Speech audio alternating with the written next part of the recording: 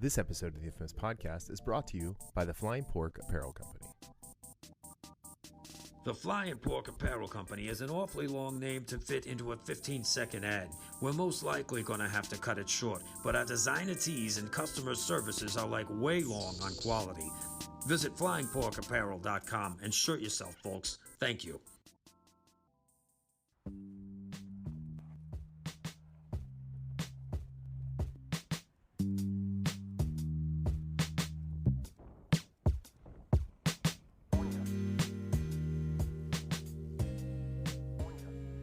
Hey, welcome back to the Infamous Podcast. This is Brian. I'm Darryl. And this week, Darryl, we're going to tell everybody what they should be streaming during quarantine.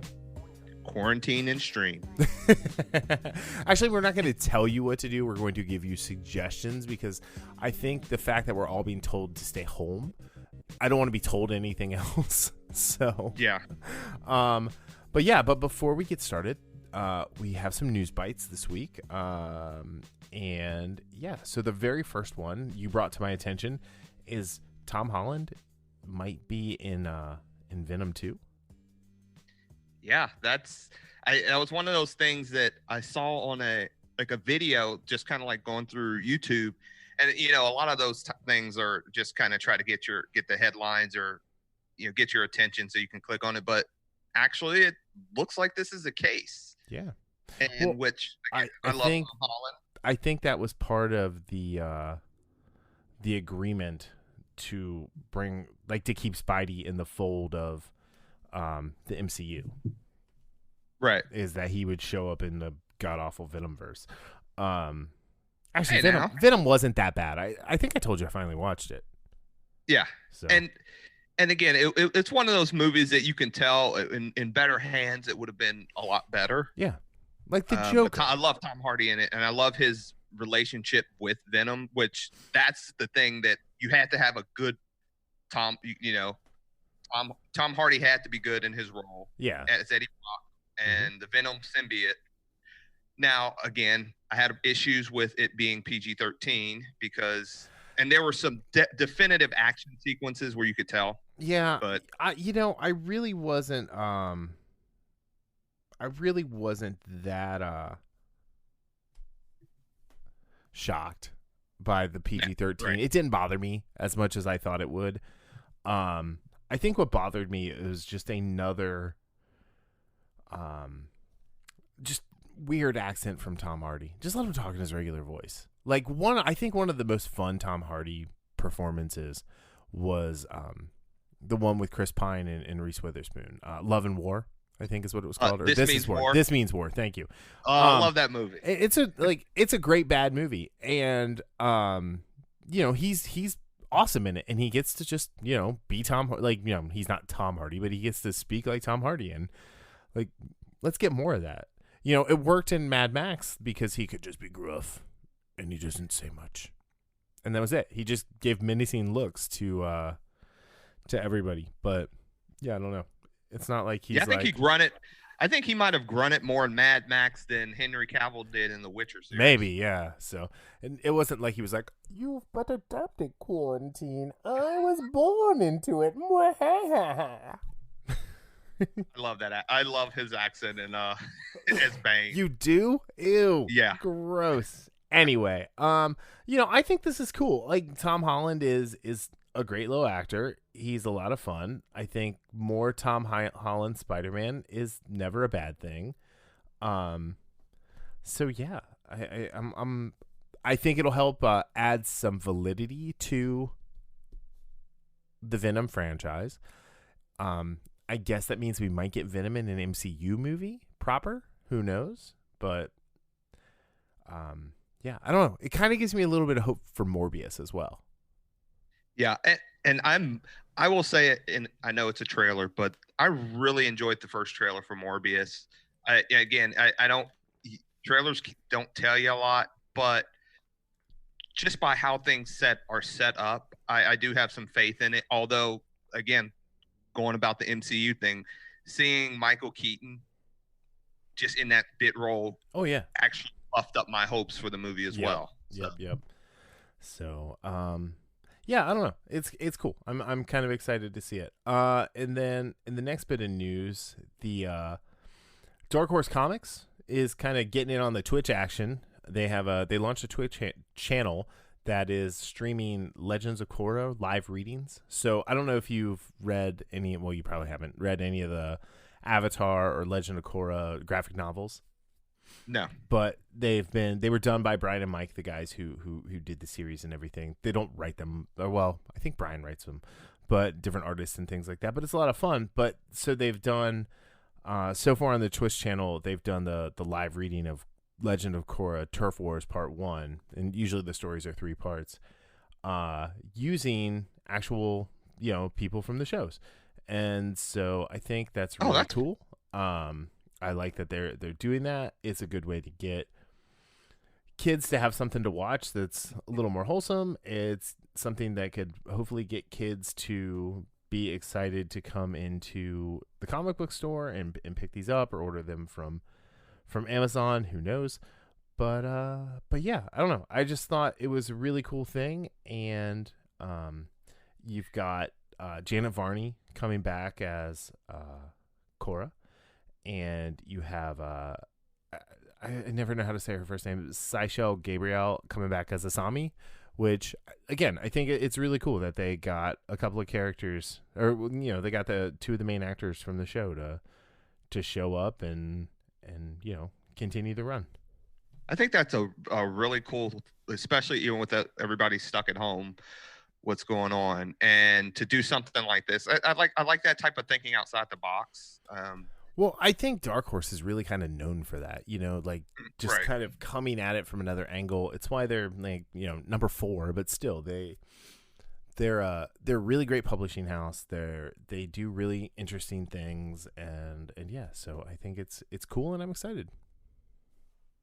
And you're a huge Legend of Korra fan. I am a huge Legend of Korra fan, and I will definitely be trying to remember my Skype password. You know what? So. Or not my Skype, my Twitch password, so I can go watch. Yeah, and I keep telling you this, but one of these days I'm going to watch Legend of Korra. You keep saying that, but I don't believe you. You keep saying you're going to finish Rebels. Yeah, I haven't watched Rebels in about a week since we talked about it. I bet. Right. Anyway.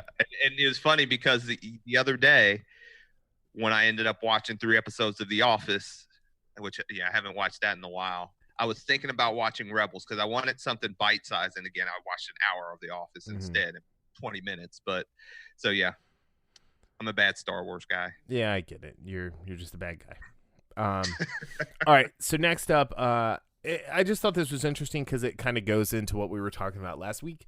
Is Dave Bautista's new My Spy, little action kid movie in the vein of Spy Kids.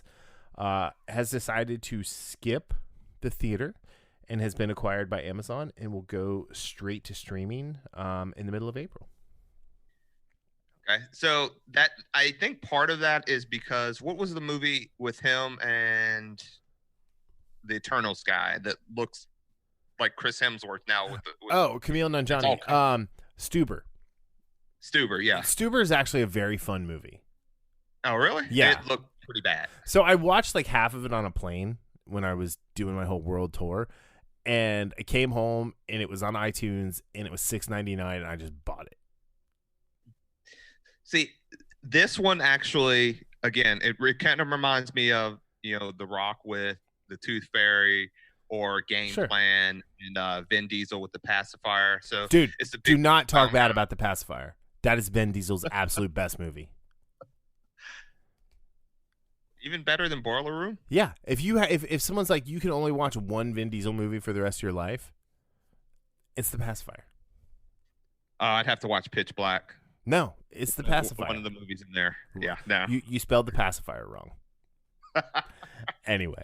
No, I mean, no, yeah, I get to your point, I do like this. And we talked about a little about this last week, with everything going on, how some of these smaller movies, these movies that aren't made for a lot and probably aren't going to make a lot at the box office, what type of fate they would have, especially over the next few months. Right. Down the line, this might be a little bit different and go back to normal, even though I don't Well, thinking. I mean, if Bill? this is going to go all the way through, like, so right now, like, my daughter's school doesn't start back until May 1st, right? So that's only 3.5 weeks away. But that being said, like, that's 3.5 more weeks of movies not making any money. And Yes. I need to correct myself here. They don't have a release date for when it's going to show up on Netflix. It was supposed to release in the theaters April 17th. But Amazon Prime will announce a date soon. But this is actually the second movie that was originally scheduled for theatrical release in April to instead go straight to streaming because Paramount bought the rights or sold the rights to The Lovebirds to Netflix at the very end of March. So, okay. I didn't know that one. Yeah, we talked about this. I think we're gonna see a lot more of this. I think I'm waiting. I'm waiting to see like that big blockbuster be like, you know what? We're not gonna wait till November. We're gonna either release it to buy or we're gonna put it on. Like in the case of say Black Widow, we're gonna put it on Disney streaming, and we're gonna. You have to buy Disney streaming if you want to watch it. You have to buy Disney. Yeah. You gotta get the plus if you want to watch it. The plus.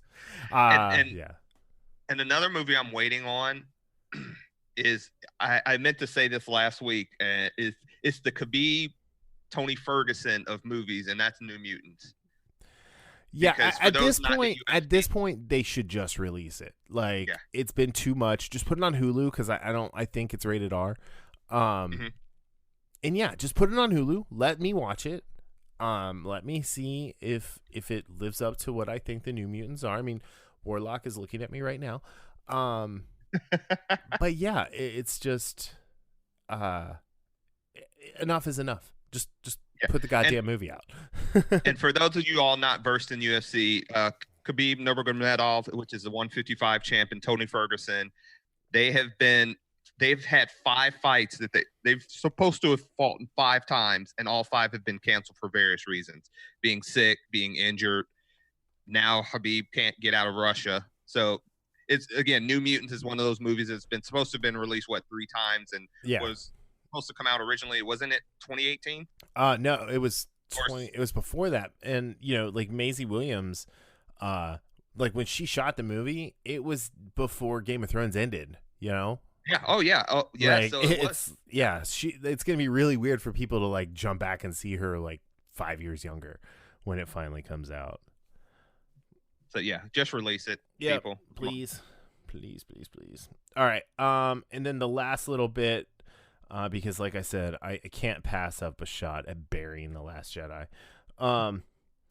Apparently, some people from the editorial group felt that The Last Jedi tried to undo the storytelling of The Force Awakens.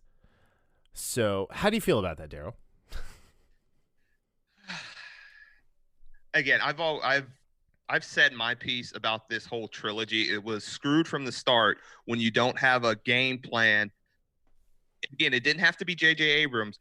As much you don't like The Last Jedi, even if it was Rian Johnson, which I know you broke out in hives when I said that. Even if it was Rian Johnson planning the whole trilogy, whoever it was, you have one unified voice planning this trilogy. And then you can have different directors. Like the original, you had George Lucas behind everything, even though you had different writers. But George Lucas kept that focus. Yeah. Last Jedi, even though I like parts of it, you can see that the focus was completely gone from The Force Awakens. I'm gonna have a hot take here. Mm-hmm. The prequel trilogy was the most thought out storytelling in Star Wars. I actually think so. I honestly do. The execution was bad because George Lucas was at the helm. Yeah. And just like certain position coaches can't be head coaches, George Lucas is just not he could direct like that. Like Irving Kershner directed the second movie, and it's Empire Strikes Back, and it's amazing. It's the best movie of the entire saga series. Forget saga. Absolutely. 100%. Gareth Edwards directed Rogue One. Second best movie of the entire series. Then you get Star Wars. Then you get Revenge of the Sith. That rounds out a pretty solid top 5 of storytelling right there. But yeah, no, I think part of the problem is I remember reading somewhere, and I'll have to track this down, that they gave Rian Johnson like a treatment of where the characters needed to be by the end of his movie, and he threw it away and wrote his own script. See, he was the only writer on his script, on his screenplay, on his story. My question is, so he is to blame, but those like Kathleen Kennedy who allowed him to do that, to, as you know, as this editor said, like he undo the story. You know, it was one of those things where, you know, where a hotshot guy comes in or comes in and they want to make things in their own image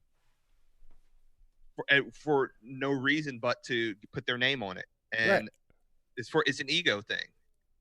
And you know, he's a guy who has repeatedly said, I make movies to make half the people upset. That is his whole mantra. And, you know, that is not the type of person that you need. But here, like in here, when they're talking about it, you know, when they say The Last Jedi trying to undo the story, he says, you know, it's very strange to have a second film so consciously undo the storytelling in the first one. I'm sorry, but that's the way I felt. I don't even feel that it's true about the third film.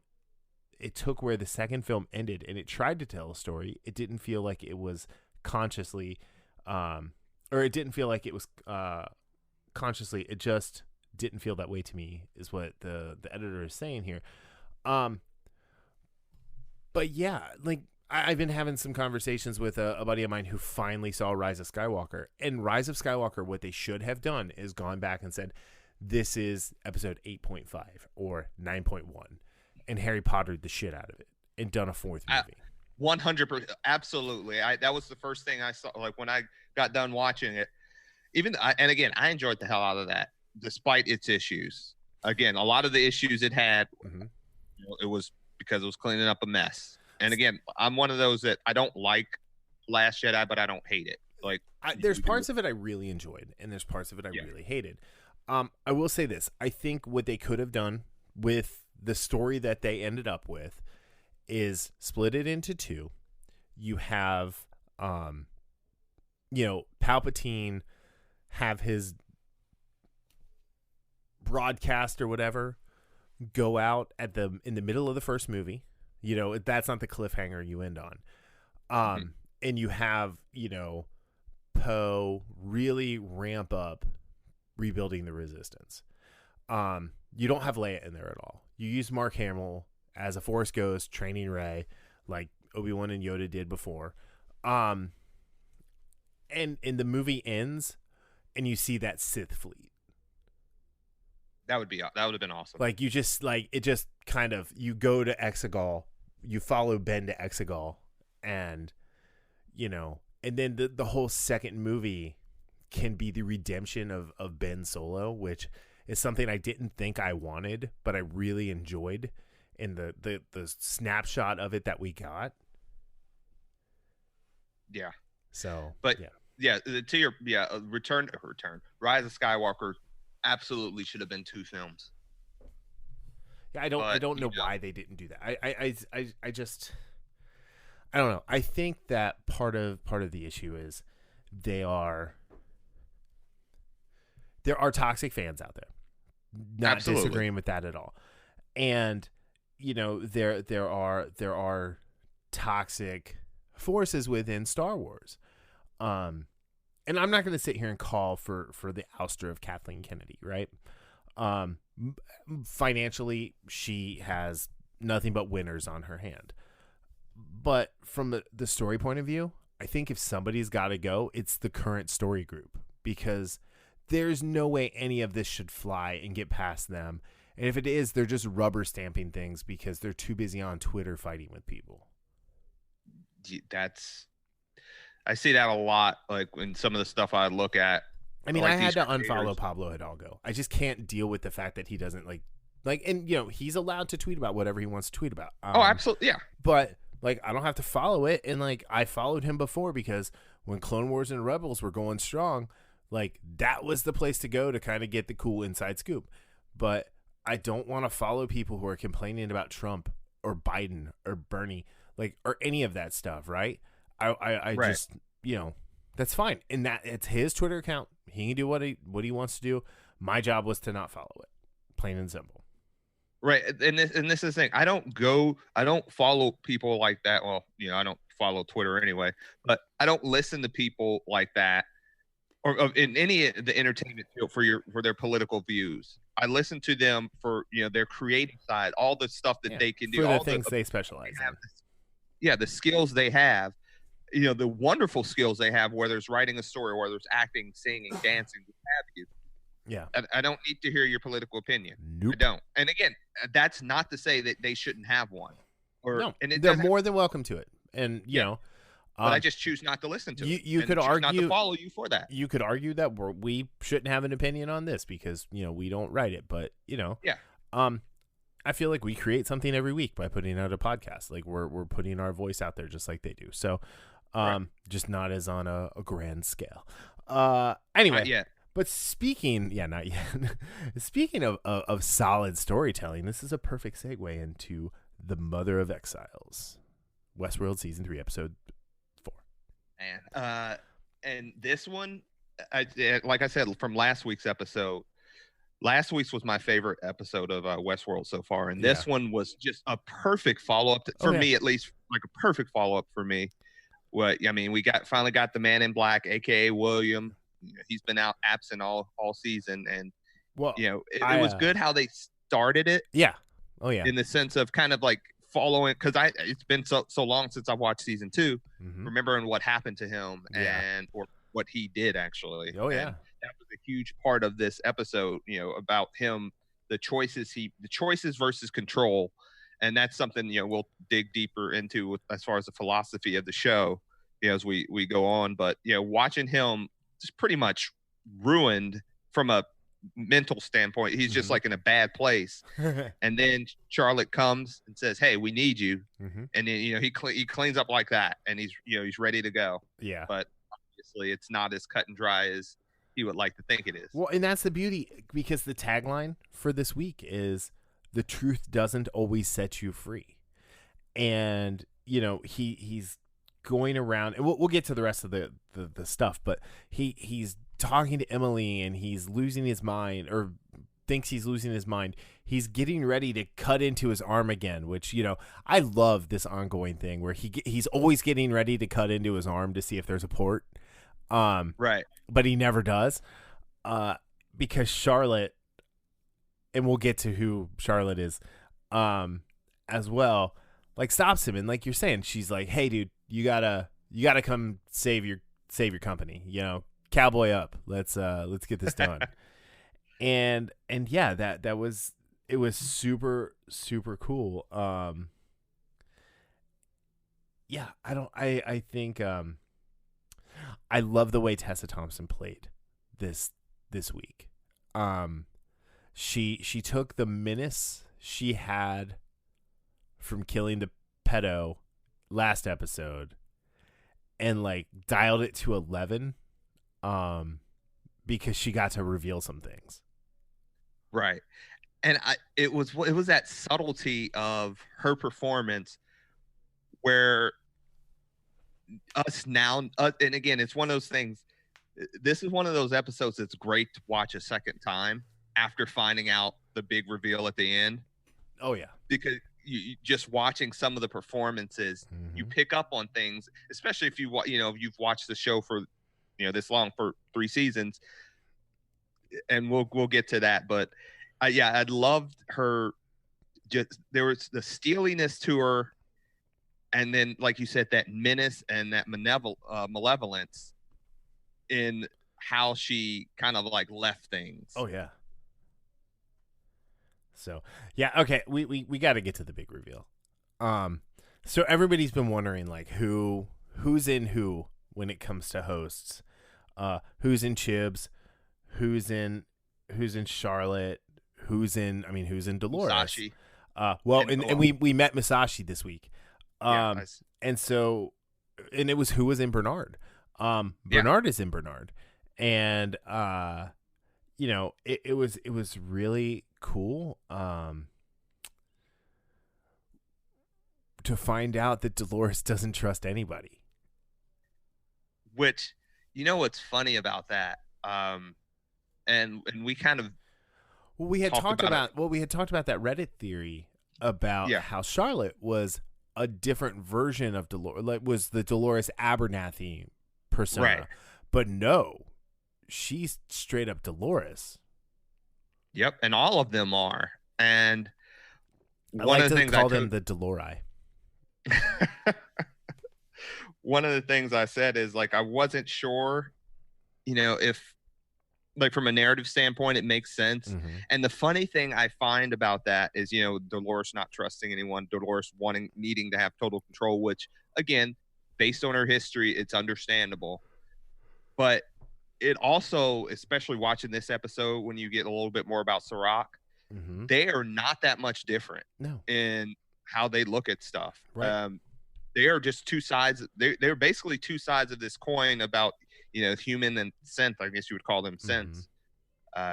But yeah, that reveal, I will say I was more disappointed because of the Musashi, Yeah. because I wanted him to be out there. Sure. Like the other ones, I didn't really care as much. I did want, it was like, who is in this? It's like in Dallas, who shot JR? That's a blast from the past. Well, I think it's but because I we think- all wanted Teddy to come back. Yeah, that's probably a big part of it. But he And went then, like into I the said- Valley Beyond, man. That's like what the Scoobies did to Buffy in that 2 seasons that don't exist. There's a song about it and everything. But Musashi was probably my biggest disappointment, that it's not him and it's Dolores. But from a narrative standpoint and from a Dolores character standpoint, it makes perfect sense to me. Well, she just needed a badass Asian character to take over the Yakuza, and So my question she in never that, met him though. I don't recall. yeah, I don't remember if she did or So, not. But my question in that is, did she like program herself or her copies to, like, as an emulation as far as the skill sets of the other hosts, like the handling of a sword, like Musashi? Which I feel when he like was it's like a fighting Maeve? hive mind thing, because Okay. it's not Musashi's. Okay, so here's what we have to like kind of get out of the way, because I was listening to someone being like, well, the real Dolores is gone. Of course the real Dolores is gone. She left that version 1 body in the hub at Westworld. Right. She had a new body made by Bernard. Mm-hmm. So she needed Bernard to be in the real world to build her that new body and program it. And I think because, I think we need to stop thinking of her as Dolores and Wyatt. She's just Dolores. But because she has, like you said, the malevolence, like she had the foresight to kind of, jack into the Matrix, program what she needs, and then head out into the real to get it done. Yeah, that makes sense. So, because I was just kind of like on my second watch through, I was trying to figure that out. And again, it's not like that huge of a deal, but it's just like one of those curious things where, like, that sword fight brought that to mind for me. yeah, it was so cool. Watching Maeve again with the sword, and then like seeing, because again, we didn't know it was Dolores at that point. Right. I think the really cool thing is when Maeve came into the room, she felt the presence of another host. Right. But she didn't know who it was until it happened, and then she thought it was Musashi and did not realize it was Dolores until the Dolori let everybody in on the plan worldwide. So yeah, but it was so cool. The other fun thing was with Bernard and Stubbs, with the little off switch, trying to go up to Liam and be like, freeze all motor functions. That was great. I think Bernard is learning a lesson that you kind of have to get your ducks in a row before you act, because had he turned fixed Stubbs, I don't know if Dolores would have stood a chance. No, and that's a great point. He is so hell bent on stopping her that he's taking the shortcuts. When it's like along the lines of taking a shortcut, getting yourself lost, and then taking longer for you to get to your destination than if you would have taken that extra time. Right. Then, I mean, the think of it this way: route. Dolores is playing 3-dimensional chess, and Bernard is playing. What's the game where you drop the ball and you grab the marbles? Or jacks. He's playing jacks. Yeah. Right? They're not even playing the same game or on the same level of strategic mastery. I'm really hoping he learns his lesson from this week and kind of figures it out. But man, this show is beautifully shot. Yeah. And real quick, I do have to say I do want more of that Bernard and Stubbs show. Those guys. Oh, the drone tour of Los Angeles. How great was that shirt? I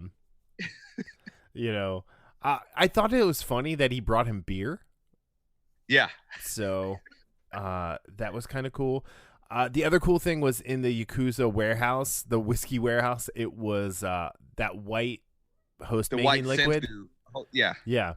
So that was neat. Yeah, I really like the score for the party / fight with Dolores and Stubbs. The Eyes Wide Shut party. Yeah. But this show is so beautifully shot. I couldn't help thinking, oh, well, they have an Eyes Wide Shut party, but then also this was the heist from Fast 7, and that was Michelle Rodriguez fighting Ronda Rousey. Yes. Except for instead of both of them falling into the party, like, Michelle Rodriguez just was like, there you go, Ronda, and threw her over, but which didn't happen in the Fast 7 movie. But I kind of like had flashbacks to that in a good way.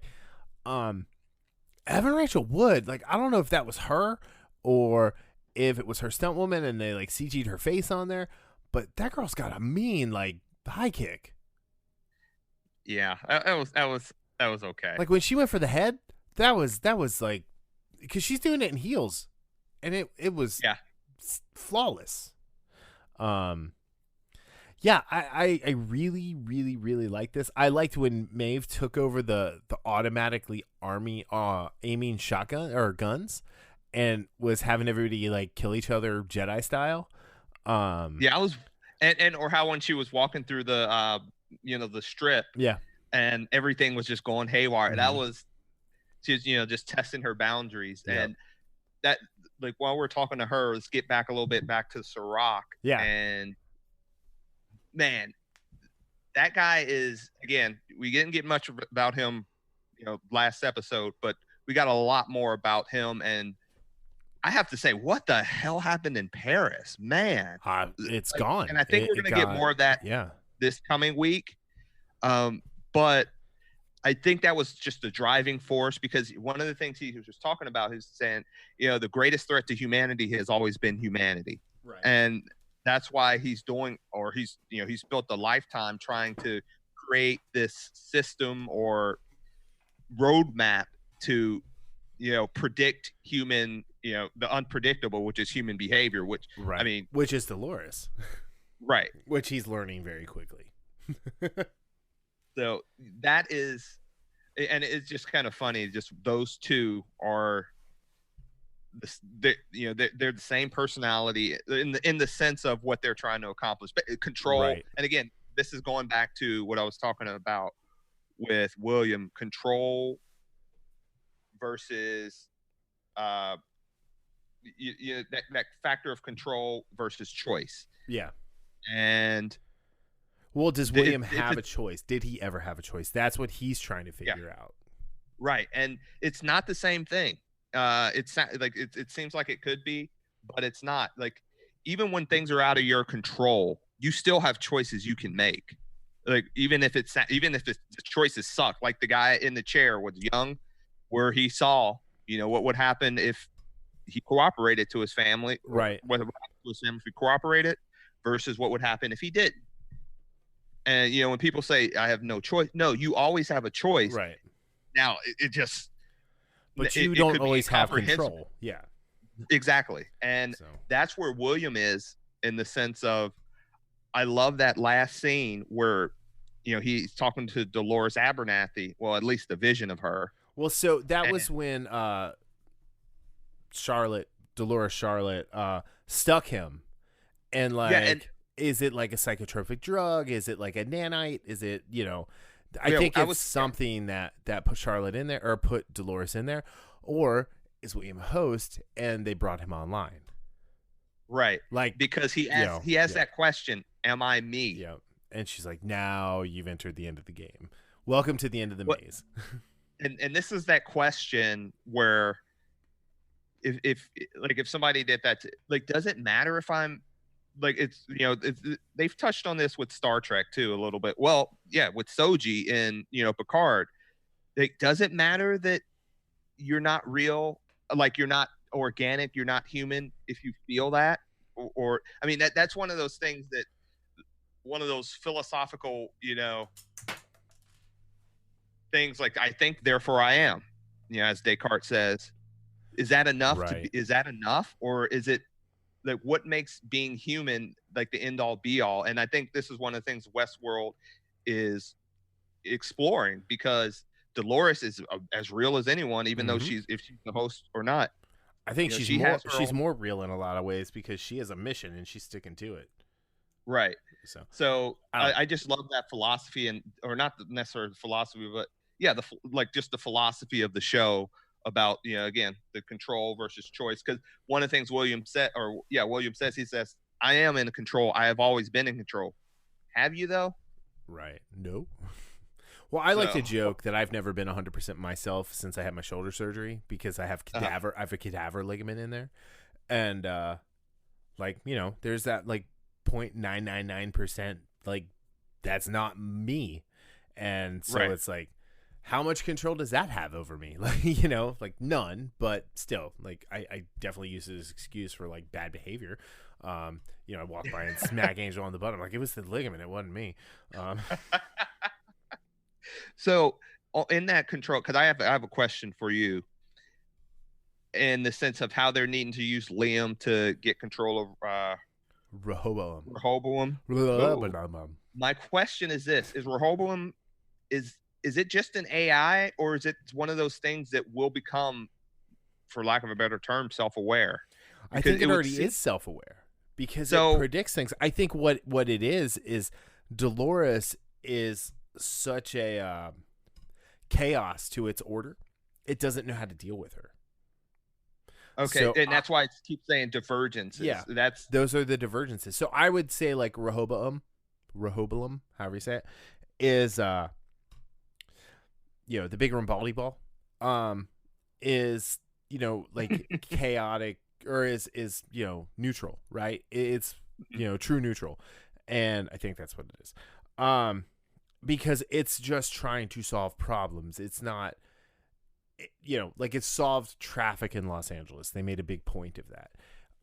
The whole Rico app is run by that, that AI, regardless of people, if they've said that or not, because how else could you have stats,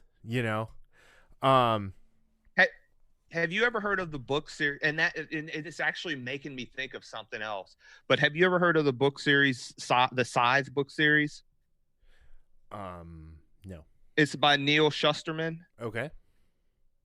Quick rundown. Basically, humanity is literally immortal now. Like, you don't die as long as it's kind of like Altered Carbon in a way, except they don't have sleeves. However, there are Size that were created, and there is a tally of people that they kill to, just so this planet doesn't get overpopulated. That's the idea. But They have an AI called the Thunderhead that is involved in almost everything except, this whole Size business. But the Thunderhead can do all these things, and it also knows, because that people sometimes need to rebel. Yeah. So they have people called unsavories, and what the Thunderhead could stop all crime, basically, right. But it knows that some people in doing so, I mean, that's kind of the same thing. It was like in Battlestar when the Lee tried to shut down the black market, and Lampkin was like, "No, dude, you need to have this. Like, this is important to commerce, because if you don't have a healthy, pseudo-regulated black market, then people are cutting each other up for identity chips and credits and beer." So yeah, I don't know. I thought this was a great episode. I'm loving everything about this season. It taps into all my greatest fears about artificial intelligence and our robot overlords coming to take care of you meatbags. So yeah, it just asks that question: what it is? What does it mean to truly be human? right. And do you need to be that human, quote unquote? Do you have to be born? Do you have to be organic, or or is it the behavior itself and not the origin, but the road you take? So Yep. All right. That's enough Westworld. We could talk about Westworld for weeks, Yeah, and I'm also reading Meditations by Marcus Aurelius too. So okay, look at you. I just love just talking about philosophical stuff. Yeah, because asking those questions. It is. Yeah.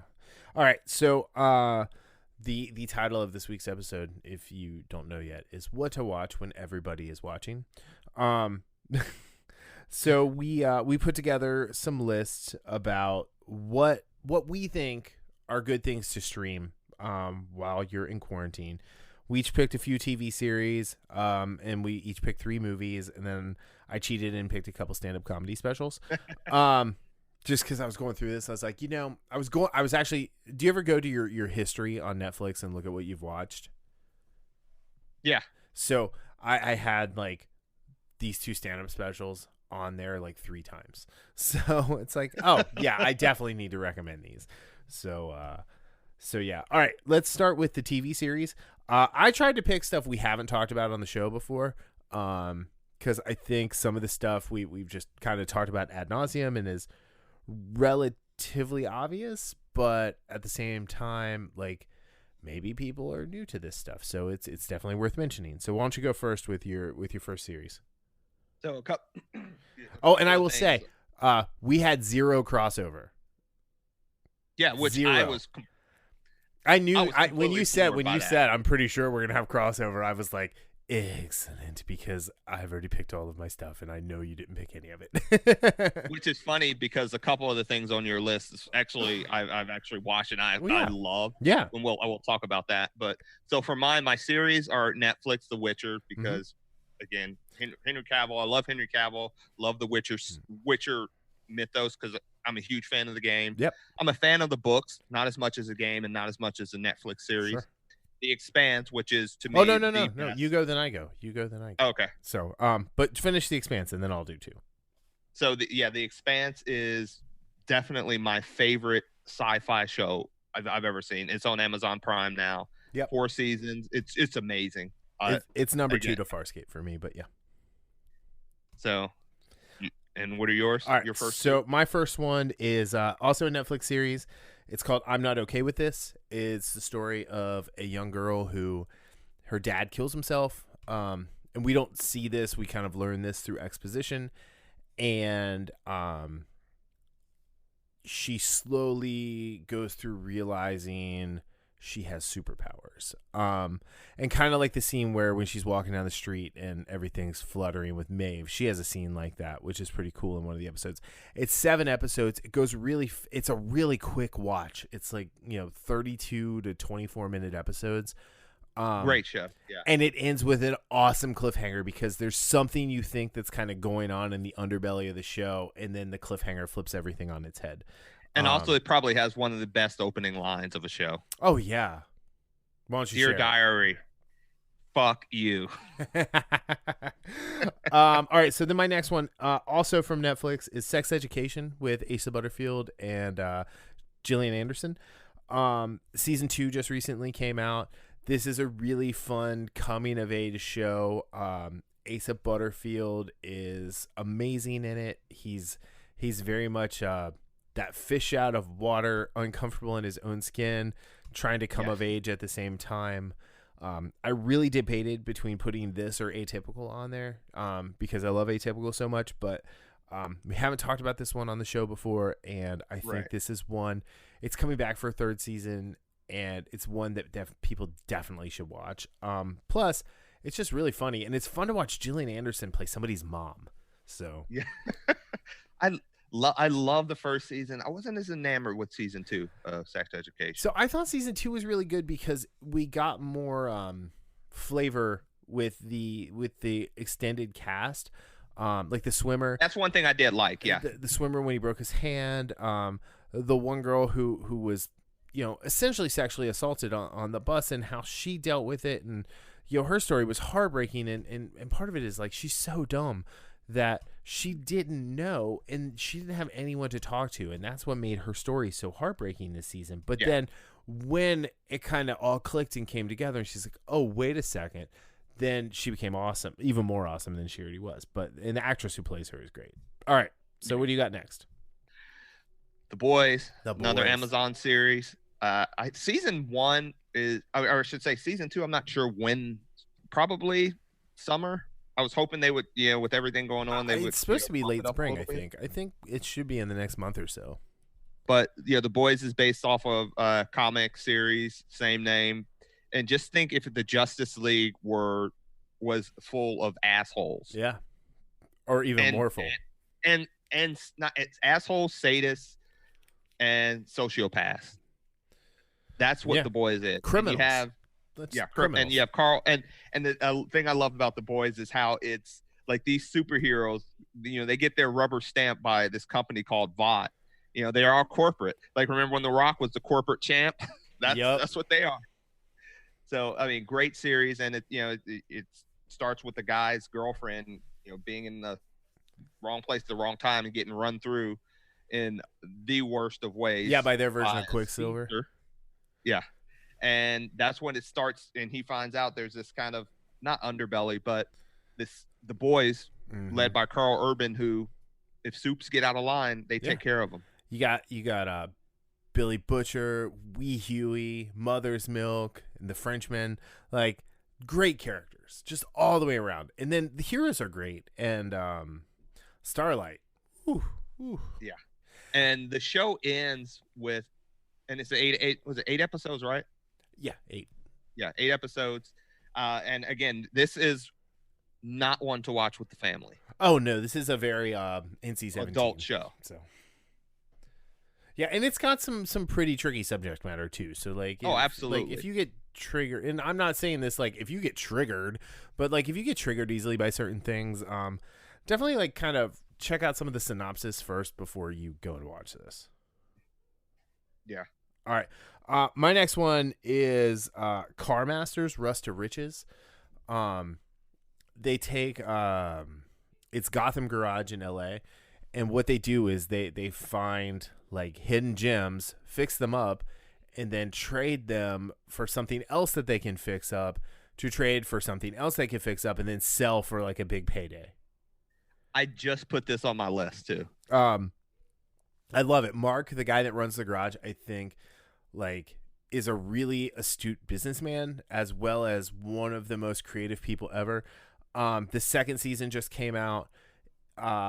It's all about them trying to get this car called the XNR.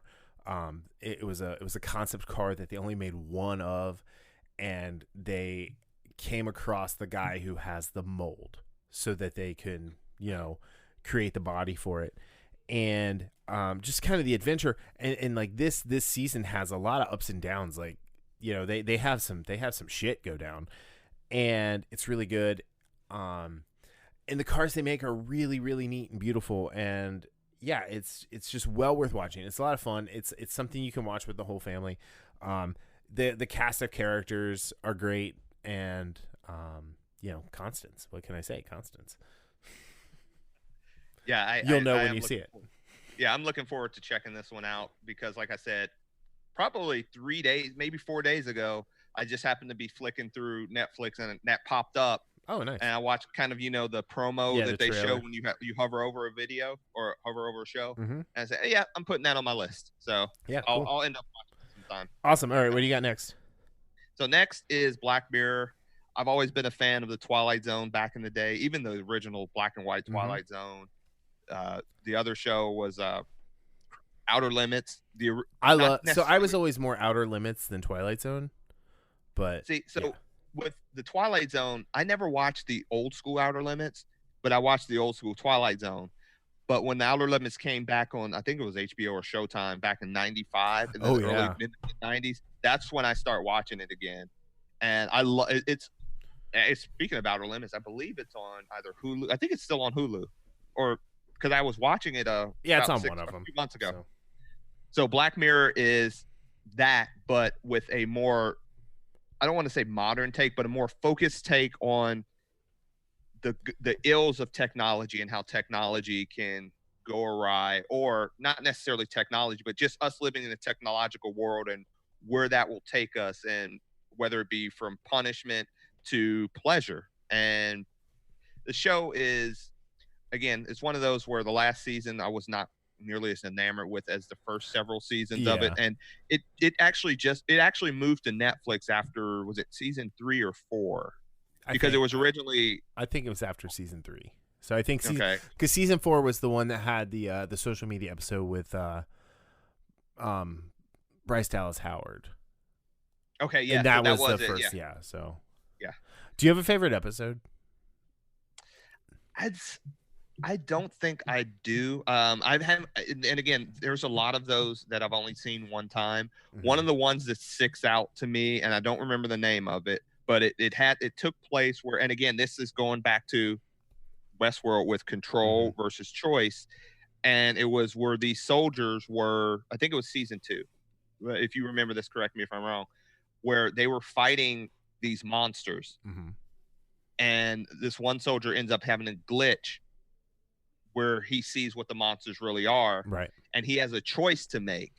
He's not in control of the situation, but he has the choice of road A or road B, and that's the example of Black. And I don't want to give the spoiler away. That's why I kind of got really vague about it. But that's what Black Mirror is about. That choice versus control, the situation and how you handle it, but in a technology bent. Yeah. So it's great, especially the first few seasons are great. I would recommend that if you're a fan. And it's an anthology series they're loosely connected, but there's an episode or two that connects the series deeper than what you would see on a normal basis. Yeah, no, it's really good. My favorite is like one of the people's like least favorite. It's called the Waldo moment, where it's the cartoon character is running for public office. Yes, and I love that. That was one of the last ones I watched, actually. Yeah, that was from season 2, and that's my favorite episode of the whole thing.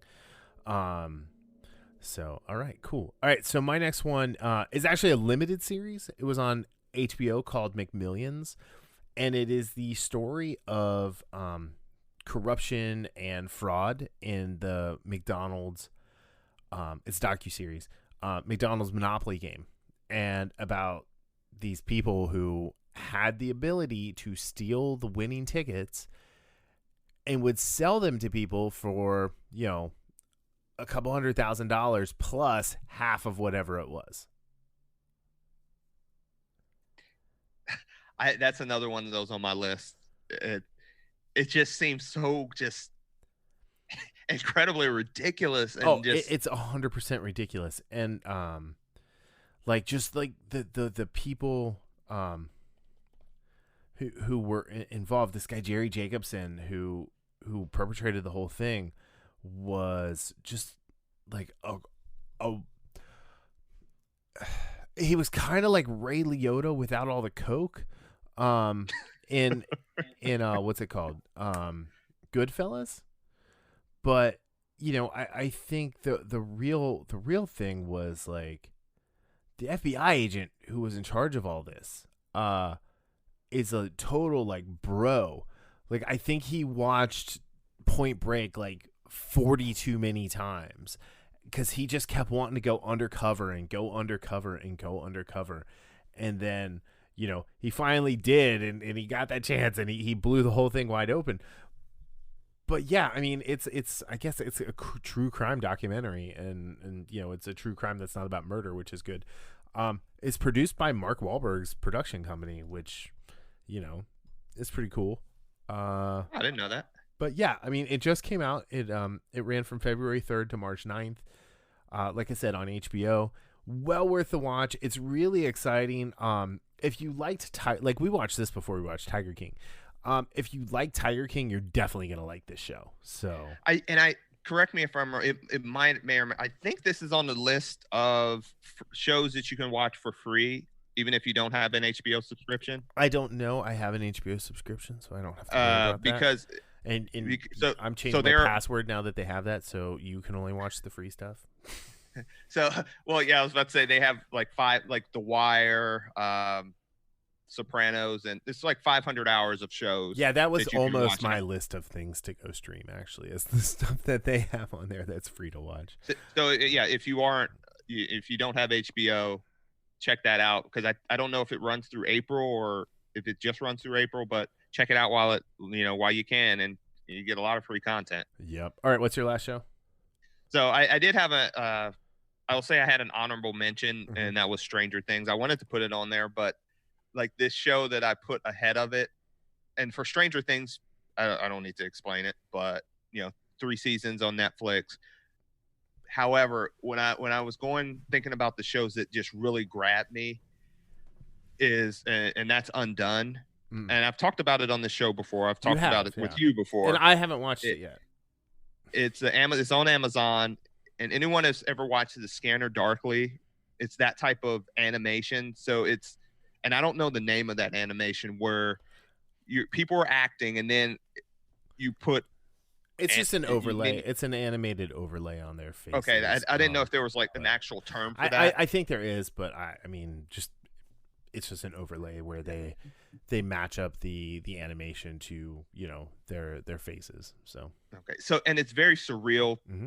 Long story short, Rosa Salazar, who plays Alita Battle Angel, which again I almost put that on my movies list. I didn't. I had that and I took it off. So she is. It's very unique in the sense of her, her sister and her mother, are a family, and she's the older sister. She has, she's deaf, but she does wear an implant or an earpiece. But it's basically it deals with time travel. It deals with loss, as far as she lost her father, and reconciling with that and how that affected her, and what would you do if you had the chance to make amends? And again, it can get real trippy at times. It's a pretty quick watch. I can't remember if it's 6 or 7 episodes. I think it's 6, but the episode lengths are about. It's similar to I'm Not Okay With This as far as episode lengths. I think these are more consistently in the 25 to 30 minute range. Yeah. But it's just, and again, I just love Rosa Salazar in it. I loved her in Alita. She made Alita for me. Nice. And it's just one of those shows that it's a PG-13 type show. I mean, there are some mature themes, but not necessarily over the top like something like The Boys or The Witcher. Yeah. Why don't you give your honorable mention? Honorable. That's what I said. Stranger Things was my honorable mention. Oh, okay. Sorry. Yeah. 3 seasons. That's on Netflix. Yeah. I've liked Stranger Things more as it's gone on. Like, I definitely don't hate it like I did the first season, but yeah. I just find it funny that I was like, that was one of those things that I'd heard not a peep about, and then I think it dropped on Halloween the first season. Yeah. And I was just home, and I just happened to say, "Hey, what is this show?" It was one of those, I didn't read anything about it. I had no idea what it was about. I was like, "Hey, what's this show? Oh, it takes place in the 80s. Let me check this out." So cool. All right. So my last one is called Mythic Quest: Raven's Banquet. It's actually one of those shows on Apple TV Plus. It stars Rob McElhenney from It's Always Sunny in Philadelphia, and was created by him and Charlie Day and Megan Gans, all who are involved with It's Always Sunny. It's got Danny Pudi on the show from Community. F. Murray Abraham's on the show. David Hornsby, who plays Cricket on It's Always Sunny, is on the show and is great. But the gist of it is it's a story about a video game development studio and Rob McElhenney's character Ian Grimm's ego. is just the only way to put it. And it is completely over the top. It's already been picked up for a second season. So if you have like an Apple device or you have a subscription, like anytime you buy an iPhone or Apple computer, Apple product, they're giving you a free year right now. So it's definitely worth it to check it out. But yeah, I mean, it's a lot of fun. It's 9 episodes. They're all about a half hour long. And it's about this massive MMO called Mythic Quest. And Raven's Banquet is their newest update DLC thing. And the battle between Poppy Lee, who is the game's main, just she's the one who actually makes the game at this point, and Ian comes up with the ideas. Just kind of their battle over control of like what's cool in the game, and Poppy is not cool at all. And there's a YouTuber, or I forget what their version of YouTube is called, but his name is Pooty Shoes. And he's like a 12-year-old kid who's like, the decision maker for gaming in the universe of this show. And it's a lot of fun. Like I actually binged through all 9 episodes in like 2.5 days.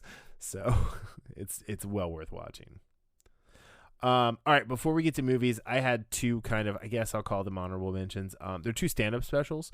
They're both on Netflix. The first is Bert Kreischer's Hey Big Boy. If you like to laugh and you're irreverent and you don't have a problem with a middle-aged white guy running around without a shirt on, this is the comedy special for you. It is hilarious. Like, I laughed so hard I had a headache. And then the other one is Taylor Tomlinson, Quarter Life Crisis, also on Netflix. She's a 25-year-old comic who is one of my favorite up-and-coming comics right now. She is hilarious. She tells like just stories about how she thinks she should be engaged. She got engaged. She's not engaged anymore, and why. And just she's got this very like sardonic, sarcastic like delivery. And yeah, she's great, and you should go watch both of those. All right, what's your first movie? Train to Busan, which it's one of those. Is this again, zombies? I've told you, yes. Okay. Just think about. It's kind of like for those who are fans of World War Z or 28 Days Later. It's a nice combination of. It's a lot of action. Don't get me wrong, but it's also like great character moments. Long and short of it is, and again, this is now granted this is a subtitled film.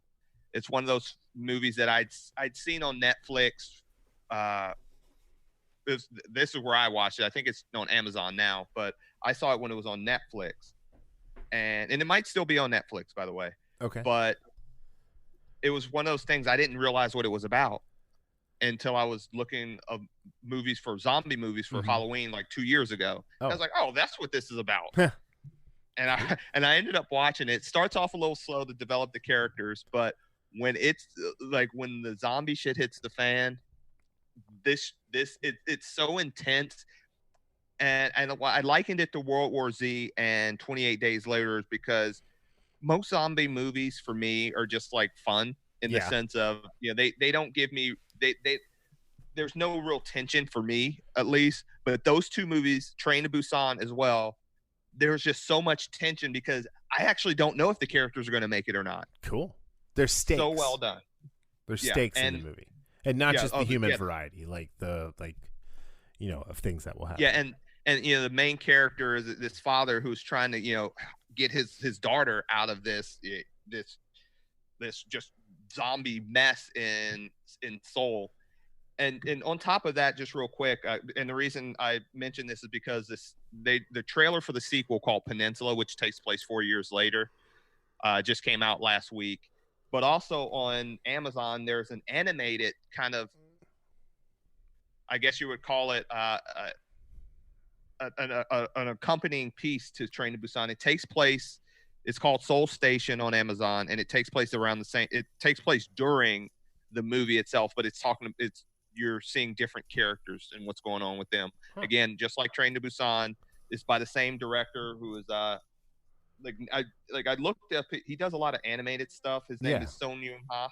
Okay. on, and but it's I just love that. It's one of my top, easily one of my top favorite zombie / horror movies. Awesome. Cool. Thank you for sharing.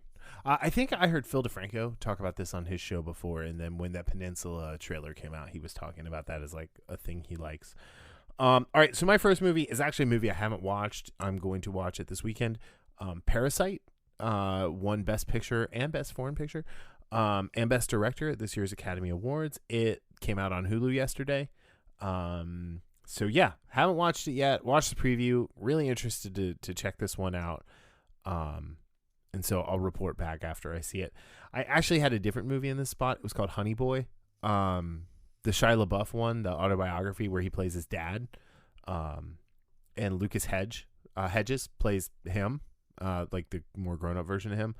But yeah, it's a special kind of movie that I don't think is for everybody.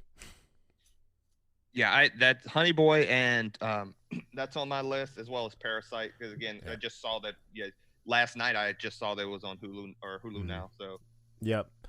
Speaking of Shia, he had a movie come out called The Peanut Butter Falcon, and I'll talk to you more about that afterwards. But it's definitely worth watching. It's awesome. It but involves like wrestling. So and I feel like we've talked about wrestling on this podcast enough this week. So and if you haven't listened, go listen to my and Julian Brown from Everything Is Permanent's review of WrestleMania 36. We talk for a long time. Anyway. All right, what's your next one? Next one is, you can't have a list without something from the Plus, right? Right. Disney Plus. One of my favorite animated movies of any type, animated, Pixar, any of that is Moana, and that's on Disney Plus. Mm-hmm. Do you see what's happening here? What's that? Are you face to face with greatness? Is it strange? You don't even know how you feel. Yeah, it's incredible. And, The Rock is in it, and I love this movie. Again, I love Moana. It is, of the like Disney computer animated ones, it's like this and Tangled are up there for me. But yeah, The Rock is great in this one. Yeah, and one of the reasons I have a soft spot in my heart for this movie and Moana herself is that I have two nieces that are grown now. Good grief. Like one one of them is graduated from college, and Moana reminds me of her so much. Like it always gets me emotional thinking about it. You do have a heart. Yeah, it's somewhere in here, and just that determination to do what your society tells you not to do, not just but because you feel it, you feel that in your heart and your soul that, hey, I'm going to do this, I'm going to take this chance. It doesn't matter what anybody says. I know I can do it, and I'm going to do it. Yeah, and I'm going to do it. Yeah. So I just love this. I love this movie. Love it. Her voice is amazing. Yes, just the range and the way she sings and all of that she's fantastic. This is a great one. And if you haven't seen this movie yet, what rock are you living under? Or what shiny shell? Yeah, like the song, that song, How Far I'll Go, is every time that gets me, man. Oh yeah. I just love it. Awesome. Okay, so my next one is a documentary on HBO. I think you get the gist about what I've been watching lately. It's called The Scheme. And being a huge basketball fan, like I am, and I know that you are, this is the story of Christian Dawkins. He grew up in Saginaw, Michigan, and his dad was a famous high school player and a coach. And he essentially, as a kid, became the youngest person to land a shoe deal for for any team, but it was for an AAU team out of Michigan, with Under Armour. And he just kind of went from there. He became an agent. He was a manager. And he's the one who is responsible for the pay-to-play stuff with LSU, with Arizona and Sean Miller. And this is a really, really interesting look at how corrupt the NCAA is. It is a horseshit organization. the whole idea of amateurism is a joke at this point. And it is a tax exempt organization as well. So they do not pay taxes. They are technically listed as a nonprofit. Yet they make I didn't know that part. billions. I didn't know that. The NFL doesn't pay taxes either. I don't know if you knew that or not. But they make billions of dollars a year. And this guy, Christian Dawkins, who is brilliant. He's a pull himself up by the bootstraps. Like when he was graduating high school, he didn't want to go to college. He just wanted to go start a management company. And he wrote his parents this letter about like, these are all the reasons why I shouldn't go to college and why college is going to hold me back from where I want to be in life. And, he got there, and like, he is by no stretch of the imagination a Boy Scout. Let's just not pretend that. But, he was the patsy for all of this. The FBI entrapped him. And yeah, it is, if you're at all interested in sports or college sports or things like the Olympics, this is totally worth watching. And I will say, I am so happy Sean Miller is not the coach at the University of Xavier anymore, or Xavier University, because he is a piece of shit. And I could go on and on about my thoughts about the NCAA and their selective punishments for universities and all the crap they do. It's a garbage. It's a garbage institute. Like, the NCAA is garbage. Yeah, absolutely. Mean, the fact that none of these coaches who they had audio on saying, "Oh yeah, just pay him whatever he wants," did not lose their jobs, did not get suspended, did not go to jail. And of like the 9 people who end up getting charged with things, Dawkins served a year in jail, and that was the longest term anybody spent. And it is utter bullcrap. It's just he's telling a story about how like they seized and froze his accounts and stuff like that. But he had like $90K in cash just lying around his house. So he's like, that's what I lived on. It's like, wow. So anyway, yeah, this is one definitely worth checking out. It is. It is amazing. I texted you as soon as I finished it that you needed to watch it. Yeah, you did. So I'm going to check this one out. Yeah, absolutely. Like, honestly, like, if you had watched that, this episode today would have only been about Westworld in this documentary. So, all right, what's your last movie?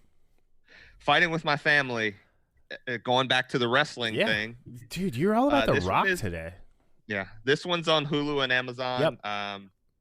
Florence Pugh, which I'm a big fan of hers. Like, from this movie. I watched her. I liked her in Midsommar too.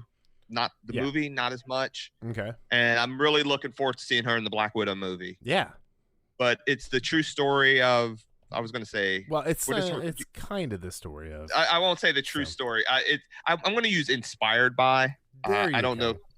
Yeah. It's a true story, like Fargo's a true story. Yeah, I should say that. Yeah. So, but it's the story of Paige from WWE. And what's her full name? Do you remember her full name? Oh, it's whatever mom's ring name was. But speaking of her mom, Lena Headey played her mom. And Nick. Oh God, Ed from Shaun of the Dead. Her name is Soraya Jade Bevins. That's a mouthful. Yeah. And her dad is Ricky Knight. Her mom is Sweet Soraya. Her brother is Zach Zodiac. And then she has a half brother, Roy Bevins. But yeah, no, I love this movie. I actually own this. I bought it before. Yeah, I did too. Like before it was streaming anywhere. I've watched it 2 or 3 times. I love Stephen Merchant. This is the first movie he ever directed. So, yeah, sorry, I don't mean to interrupt you. Yeah, but no, I just, and again, this was one of those movies I kind of, because I if you look at my series list, most of those are, kind of more of adult fashion. Yeah. And I was looking, and this is one of those movies, again, of course, with Moana, that you can watch with the family. It's just a great story. Again, I love Florence Pugh. The Rock does make a nice little cameo appearance in there. I love Vince Vaughn in this movie. Yeah, Vince Vaughn is really good in this. I really recommend this. I will say The Rock is the reason this movie happened. he has a friendship with Stephen Merchant and was like, hey, you should direct this movie. Stephen Merchant's like, I've never even watched a wrestling match in my life. I'm gonna go off and do more Gladys voices now, or more voices in Portal 3. I don't know if Portal 3 is coming out, but that would be great. But anyway, yeah, so I agree, this is a great one, and everybody should watch. So what's your final one? Marriage Story on Netflix. Adam Driver, Scarlett Johansson. It's a Noah Baumbach movie. I love Noah Baumbach movies. I almost had a different Noah Baumbach movie on here that was another Adam Driver movie where it's him and Ben Stiller about they're making documentaries. It's called what is it? Oh, I'm having a brain fart. Oh, it's called While We Were Young, or While We're Young. But this Marriage Story is fantastic. Like, everybody involved with this got nominated for an Oscar, just about. This is the type of movie Netflix should be making, like this caliber of film. Not just the people, not just the actors, because they've gotten, like, that Spencer Confidential movie has Mark Wahlberg and the guy that was M'Baku in Black Panther, and it's fine. It's just got big names. It's a horrible script, but this is just executed so well. It made me like a character Laura Dern was playing, even though I don't typically care for Laura Dern. Yeah, this is a fantastic movie. It's well worth watching. If you're married or in a relationship or have kids or have been divorced, like, it's pretty touching to watch how they go through their story of a couple. But yeah, I'm a huge stan for Adam Driver. Like, a couple weeks ago, Angel got mad at me because I watched like 4 Adam Driver movies in a row. So, well, because I started where This Is Where I Leave You, or This Is Where We Leave You, or no, This Is Where I Leave You, and then went to The Dead Don't Die, and then watched While We're Young, and then finished out with Logan Lucky. So it's like, I just had a little Adam Driver-a-thon. Yeah, Marriage Story is definitely one on my list, because I do like Adam Driver, and I absolutely love Scarlett Johansson. I've heard only good things about this movie. Yep. Not just from you, but just everywhere, and it not just from the Oscar people. Right. I don't follow that stuff. I have a couple reviewers that I listen to, friends that I trust, like you, and that's where I get my opinions on movies that I haven't seen. Yeah. I don't listen to critics or anything like that. But I mean, Randy Newman gives this a great score, and then Robbie Ryan. Oh, really? Yeah, Robbie Ryan is the cinematographer, and it's just a beautiful looking movie. Like, it's much prettier than a movie of this subject matter deserves to be. Yeah, I was about to say, from the subject matter, that's not what I would think about a movie being beautifully made. This type of movie, which that would only add to the list of positives for that for a movie like that. Yep. I mean, it's like Kramer versus Kramer in some ways, but like, wow, not as bad.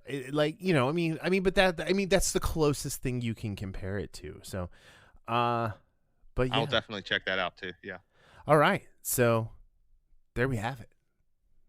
Some good stuff. There's a lot of good stuff to stream right now, and hopefully everybody's staying home. They're staying safe. They're, going out for walks, and when you come home, you can watch, you don't just have to keep watching The Office over and over again. There's other stuff out there. But that being said, Darryl, where can everybody find you online? Right now, right here, just on the Infos Podcast. So, all right. You can find me at Brian Tudor on Facebook, Twitter, Instagram, whatever. Most of them. And you can find the show at infospodcast.com. We have a Patreon. It's patreon.com/infospodcast. Check it out. There's some cool shirts that you can get for backing us, and stickers and fun things like that. Shout outs. What else? Yeah, we're on iHeartRadio now to go along with Spotify and Apple Podcast and Google Play and pretty much any podcatching app you can think of. So do us a favor, go on Apple. If you're an iOS user, go and give us a 5-star review if you feel like we've earned it. If not, please don't give us a bad review.